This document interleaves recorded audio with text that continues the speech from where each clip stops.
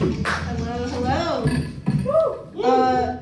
Quickly, do we have any Spanish speakers in the audience? Yeah. Yeah? Awesome, that's so cool. I'm not a Spanish speaker. I know I have Spanish speaker face though.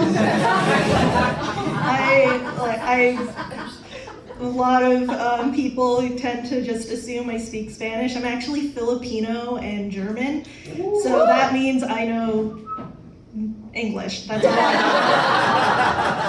know. Please refrain from speaking Spanish to me. I do have major social anxiety and I feel so guilty that I don't know Spanish. A fun thing about me is that I also went to boarding school. Oh, I just felt everyone's sympathy for me just leaving. Yeah, so being Filipino and going to a boarding school in Vermont made me a really hot commode, really boosted those numbers on diversity. And it got me into some weird situations. Like we had this project that we needed to do and my teacher came up to me and she was like, "Hey, you're Filipino, we don't have those." I'm like, "Yeah, I noticed." And she goes, "So you should do a report on the Philippines because you're Filipino." And I'm like, "But I'm also German and I only know one thing about Germany." I am Jewish, so I heard it a lot growing up. And she was like, "Well, yeah, but no one knows anything about the Philippines, so you should teach your fellow students about the Philippines." And I just, okay, I'll teach them about the Philippines. So next thing this teacher knows, me at 16, I'm doing a report on how the CIA has to go into the Philippines because American naval officers were starting child prostitution rings in the Philippines. And so I do that whole report, and I look at my teacher who's in the back of the room, and she's just...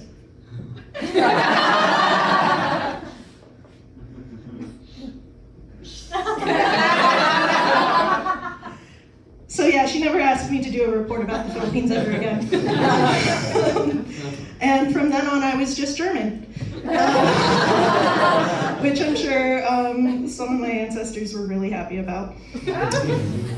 Anyway, another thing about my life as a boarding school student, my mom didn't tell her mom that I was going to boarding school.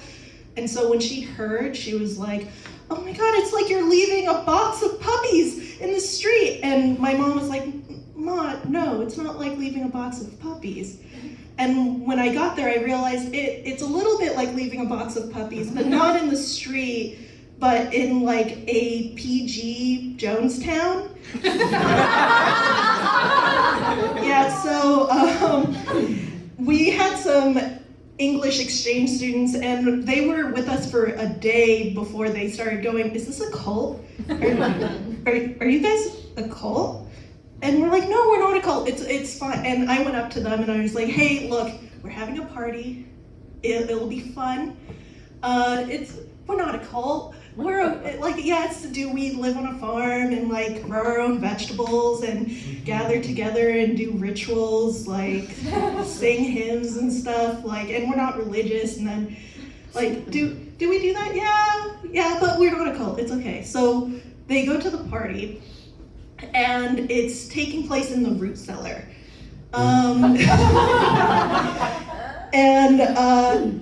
We get there and they're like, "This doesn't seem like a party." And I'm like, "No, it is." And so I open the door and immediately African drums are just playing, 5 African drums. And there are over 100 kids crammed into this root cellar.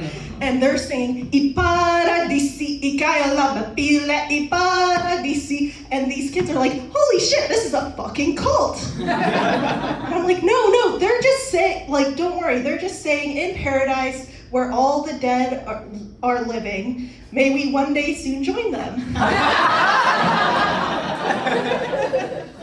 Oh shit, this is a cult. But I joke about my school a lot, and I do love it. I genuinely love it, and all the people there, I feel like they're family. And the thing is, I genuinely can't tell if that's how I truly feel or if I have been brainwashed. So, yeah, well, thank you for having me. That was my time.